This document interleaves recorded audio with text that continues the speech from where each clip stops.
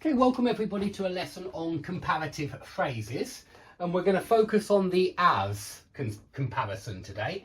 I'll mention than a little bit, but not much.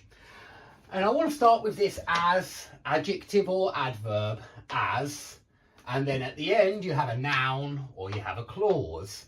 Now, whether you use an adjective or an adverb depends on whether you're describing a noun, in which case you need an adjective, or if you're describing a verb, in which case you need an adverb. Yeah, and I want all students to know that that's what an adjective is. It describes a noun, and that's what an adverb is. It describes a verb. Okay, so the reason why you must say he speaks English well and not he speaks English good is because if you put it at the end of the sentence, it must be an adverb. You can't put the adjective at the end of the sentence. But you can say he speaks good English, because you can put good before English, and then English, it's a noun, right? And so good English, yeah?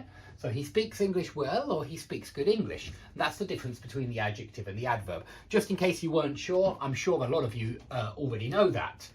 Now, notice at the end, you can have a noun or a clause. Now, this shouldn't be too surprising, just because we have a lot of words before, after, which are normally thought of as prepositions, yeah, before lunch, after breakfast, but you can actually use them as conjunctions as well. And what do I mean by preposition and conjunction? Preposition is followed by a noun, conjunction is followed by a clause, yeah? And so as is the same as that before and after, so is than. Than can be followed by a noun or by a clause. And so there are a number of words that are like this in English, which are sometimes plus noun, in which case we call them a preposition, and sometimes plus clause, in which case they're functioning like a conjunction.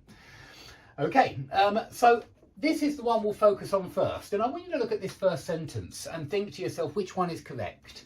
Yeah, he drives as slow as, or as slowly as me, or as I do. Yeah, so you've got lots of options there. You've got slow or slowly. Of course, slow is the adjective and slowly is the adverb, but slow is a special case, and we'll look at that in a second. And what about me or I do? Well, let's start with those two. Me here, we mean here he drives as slowly as I drive. Yeah, that's what we mean. Yeah, he drives his car as slowly as I drive my car. That's what we mean. And for that reason, me in formal academic English is not really correct, but everybody uses that one. Everybody in conversational English